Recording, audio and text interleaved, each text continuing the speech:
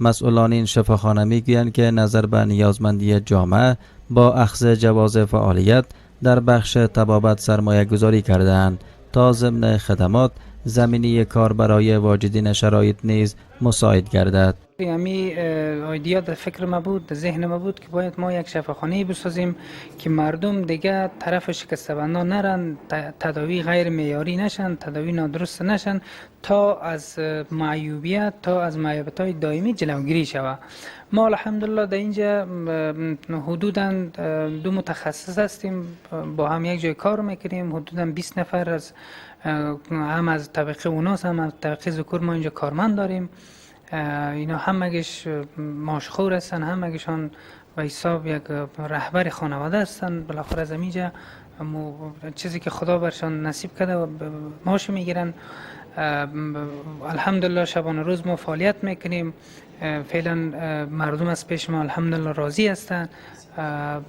هزینه‌ای که ما در اینجا حدوداً 3 تا 4 میلیون افغانی تقریبا ما اینجا هزینه مصرف کردیم و الحمدلله دیگه هم میخوایم دیگه هم پیشرفت کنیم، دیگه هم کار ما را وسط بتیم، دیگه میخوایم پایین بستر ما را در بستر 20 بستر تبدیل کنیم تا که مشکلات مردم به شکل قطعی. برای شفاخانه اظهار سپاس میکنیم به خاطر از اینکه زمینه کار را فراهم کرده است.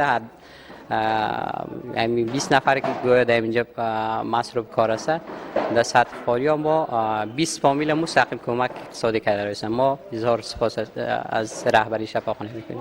از تجارای ملی که در سرتاسر افغانستان مخصوصا ولایت فاریاب که از سرمایه مالی برخوردار هستند، خواهان ازی هستیم که زمینه کار را برای جوانان فراهم بکنه تا باشه کمک اقتصادی برشان کرده باشند.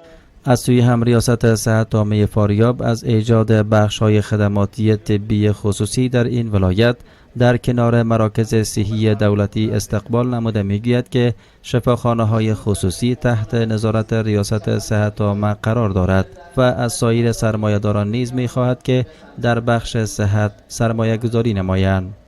شفاخانه‌های متعدد در ولایت ما ساخته شود تا اینکه ما بتوانیم از این طریق تراکم مریض ها را از ولایات دیگر کنترل کنیم.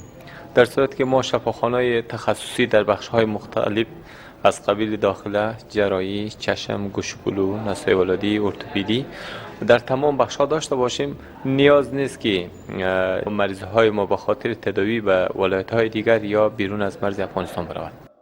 با این حال باشندگان ولایت فاریاب عرضه خدمات صحی و امکانات موجود در شفاخانه حوزوی ولایتی و مراکز صحی دولتی را ناکافی گفته خواستار معیاری سازی و تأمین وسایل و تجهیزات مورد نیاز در این مراکز صحی اند.